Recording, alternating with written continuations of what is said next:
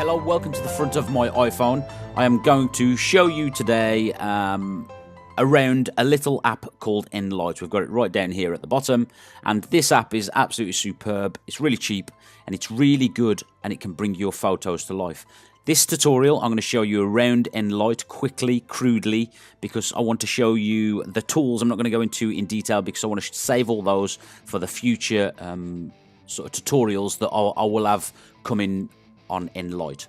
It's, as I said, it's a great little app, and all the information on it you can find in the description below, all the links and where to get it and what it costs and all that good stuff. So here's Enlight, the sort of front view. Down here we've just got our albums, and we've got our save sessions, our unsaved sessions, and all our photos we can just find really quickly right there. Along the top on the left hand side we've got our Enlight settings. I will go through those shortly.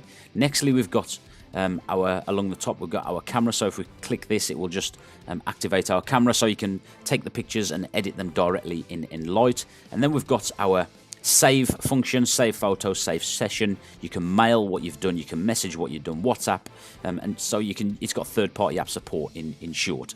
You can go click the more button and do more with it right there. And then we've got our little edit menu, and I'll come to that shortly. So let's go back to the left hand side and go to our Enlight splash screen, if you like. At the bottom you've got rate and review. We'll just take you to the App Store where you can rate and review it. Here we've got the about the Enlight. We've got a little statement at the top. You don't take a photograph, you make it. And with Enlight, yes, you do indeed take a photograph, of course you do, but you can bring it to life using Enlight. And then we've got our settings, and if we open our settings at the top we can just toggle on and off our metadata, so our GPS. And then we've got our export quality, and it tells you just above how it will export that image if you have it on that quality. And I'm just tapping the screen to change the options. Then we have our unsaved sessions capacity. Again, just click the screen and you can choose the amount of unsaved sessions. But when you're doing this, remember how much space you've got on your phone and how much space it will take. So if you're not used your saved sessions, it's a good idea to delete your unsaved sessions just by clicking it and then delete, and also your saved sessions if you have indeed exported them. You can make user presets, so on all the presets you can edit those presets and save them, and here you can just gives you the option to reset the preset intensities. We can disable or enable our tooltips at the bottom like so, and we can also reset the tooltips. So that's just basically in the settings. And then we've got our tour, and you can just swipe through and just go through the Enlight tour, and it gives you some hints and tips right there. Okay, so let's go back up to the top on the right hand side here, and we've opened up our toolbar. It's sort of a cascading toolbar. So within Canvas, I click Canvas and open up, and it drops down to open or reveal more sort of editing properties. Just quickly on this toolbar on the right hand side, once you get to know all the names and what each of the images mean, you can just drag it and make it a lot smaller like so. So once you know how to do that, you can drag it. Obviously you can turn it around and it will change the aspect ratio as well with the phone. So canvas, on the canvas you just crop the image, skew the image and refit the image. Very, very simple. This image here, I've just got a free stock image, and the reason I'm using this is because my next video I'm going to show you how to do a colour splash tutorial with Enlight and how easy it is.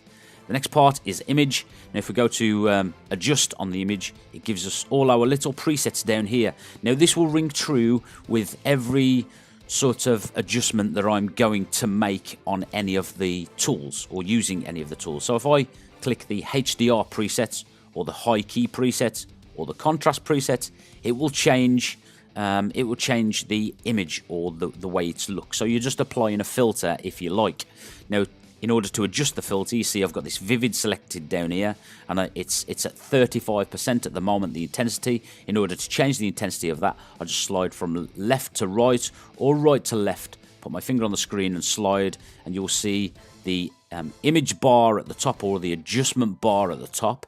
That will change as I'm sliding my finger, as will the numbers on the placeholder at the bottom to show you the percentage of the intensity of the effect I've just applied. Now to OK that, you just click the button at the top, and then that image will become or take on the intensity of the effect that you've just used. If you're not happy after you've saved it and you want to undo it, you just click this little back button right here. If you want to redo it, click the forward button, undo it, click the back button. If you want to view what the image was originally like, you click this little placeholder down here, and it shows you what the image was like and what it's like now. Okay, so let's go back to the original image. Let's open up our menu again. Now we can do the same with clarity, so we can select any of the clarity presets. And again, with the target presets, all we can do is change our exposure, contrast, saturation, and hue. So if I wanted to change the contrast of this image, I'd select contrast at the bottom and then select my intensity. It just gives me a quick tip there.